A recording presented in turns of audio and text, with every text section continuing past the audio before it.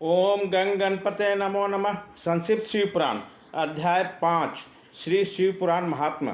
चंचुला के प्रेत से पार्वती की आज्ञा पाकर तुम्बुरु का विंध्य पर्वत पर शिव पुराण की कथा सुनाकर बिंदु को 50 योनि से उद्धार करना तथा दोनों दंपत्ति का शिवधाम में सुखी होना। सूत जी बोले, शौनक, एक दिन परमानंद में निमग्न हुई चंचुला ने उमा देवी के पास जाकर प्रणाम किया और दोनों हाथ जोड़कर वह उसकी स्तुति करने लगी। चंचुला बोली, गिरिराज नंदिनी, स्कंद माताओं में मनुष्यों ने सदा आपका सेवन किया है। समस्त सुखों को देने वाली शंभु प्रिय आप ब्रह्म स्वरूपिणी हैं। विष्णु और ब्रह्मा आदि देवताओं द्वारा सभ्य है। आप ही सगुणा और निर्गुणा है तथा आप ही सूक्ष्म सच्चिदानंद स्वरूपिणी आद्या प्रकृति हैं। आप ही संसार के सृष्टि पालन और संहार करने वाली है। तीनों गुणों के आश्रय भी आप ही हैं। ब्रह्मा, विष्णु और महेश्वर इन तीनों देवताओं का आवास स्थान तथा उनकी उत्तम प्रतिष्ठा करने वाली पराशक्ति आप ही हैं। सूर्य जी कहते हैं, शौनक, जिसे सदगति प्राप्त हो चुकी है वह चंचला इस प्रकार महेश्वर पत्नी उमा की स्तुति करके सिर झुकाए चुप हो गई। उसके नेत्रों में प्रेम के आंसू उमड़ आए थे। तब करुणा से भरी हुई संकल्प प्रिया भक्त वत्सला पार्वती देवी ने चंचुला को संबोधित करते बड़े प्रेम से इस प्रकार कहा। पार्वती बोली, सखी चंचले सुंदरी, मैं तुम्हारी की हुई स्तुति से बहुत प्रसन्न हूँ। बोलो, क्या वर मांगती हो?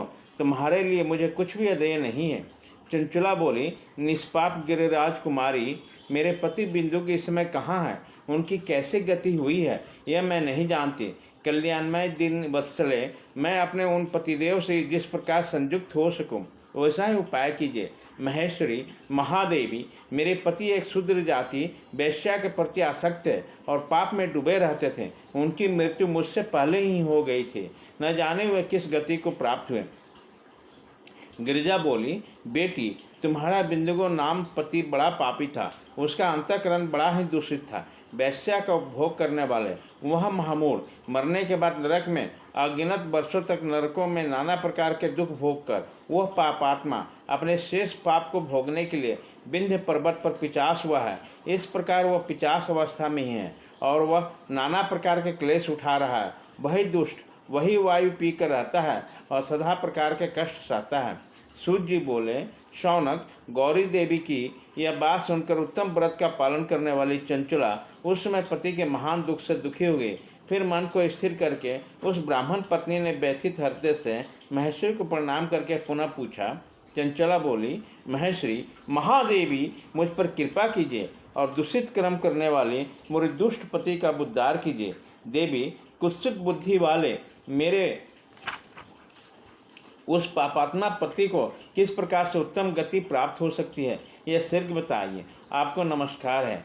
पार्वती बोली, तुम्हारी पति यदि शिव पुराण की पुण्यमयी उत्तम कथा सुने तो सारी दुर्गति को पार करके वह उत्तम गति को भागी हो सकता है। अमृत के समान मधुर अक्षरों से युक्त गौरी देवी के वचन आदरपूर्वक सुनकर चंचला ने हाथ जोड़ मस्तक झुकाकर उन्हें बारंबार प्रणाम किया और अपने पति के समस्त पापों की शुद्धि तथा उत्तम गति को प्राप्त करने के लिए पार्वती देवी से प्रार्थना की। मेरे पति को शिव पुराण सुनाने की व्यवस्था होनी चाहिए। उस ब्राह्मण पत्नी के बारंबार प्रार्थना करने पर शिवप्रिया गौरी देवी को बड़ी दया आई। उस भक्त वत्सला महेश्वरी गिरिराज कुमारी ने भगवान शिव को उत्तम कृत्य के गान करने वाले गंधर्वराज तुम्बुरु को बुलाकर उससे प्रसन्नतापूर्वक इस प्रकार कहा, तुम्बुरु, तुम्हारी भगवान शिव में प्रीति है।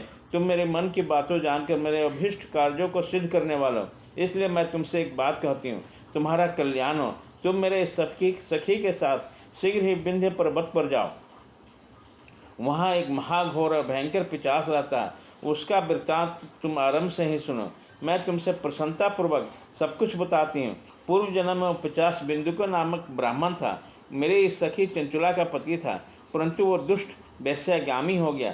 स्नान संध्या आदि नित्य क्रम छोड़कर अपवित्र रहने लगा। क्रोध के कारण उसकी बूढ़ी पर मूर्छा छा गई। वह कर्तव्य का विवेक नहीं कर पाता था। अभक्ष भक्षण, सज्जनों से द्वेष और दूषित वस्तुओं को दान लेना, यही उसका स्वाभाविक कर्म बन गया था। वह अस्त्र शस्त्र लेकर हिंसा करता, बाएं हाथ से खाता, दीनों को सताता और क्रूरतापूर्वक प्राय घरों में आग लगा देता। चांडालों से प्रेम करता और प्रतिदिन वैश्या के संपर्क में रहता। बड़ा दुष्ट था वह पापी अपनी पत्नी का परित्याग करके दुष्टों के संग में आनंद मनाता था, वह मृत्यु पर्यंत दुराचार में ही फंसा रहा। फिर अंतकाल आने पर उसकी मृत्यु हो गई। वह पापियों के भोग स्थान घोर यमपुर में गया और वहाँ बहुत से नरकों का भोग करके वो दुष्टात्मा जीव इस समय विंध्य पर्वत पर पिशाच बना हुआ है। वही उस दुष्ट पिशाच अपने पापों का फल भोग कर रहा।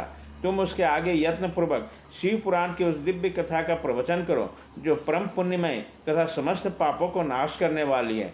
शिव पुराण की कथा का श्रवण सबसे उत्कृष्ट पुण्य क्रम है।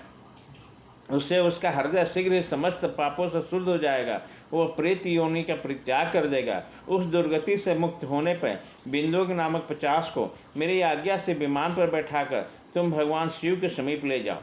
सूत जी कहते हैं, शौनक, महेश्वरी उमा के इस आदेश पर गंधर्वराज तुम्बरु ने मन ही मन बड़े प्रसन्न हुए। उन्होंने अपने भाग्य की सराहना की। तत्पश्चात उस पिशाच की सती साध्वी पत्नी चंचुला के साथ विमान पर बैठकर नारद के प्रिय मित्र तुम्बरु वेगपूर्वक विंध्याचल पर्वत पर गए, जहाँ वह पिशाच रहता था। वहाँ उन्हें उस पिशाच को देखा। उसका शरीर विशाल था, थोड़ी बहुत बड़ी थी। वह कभी हंसता, कभी रोता और कभी उछलता था। उसकी आकृति बड़ी विकराल थी।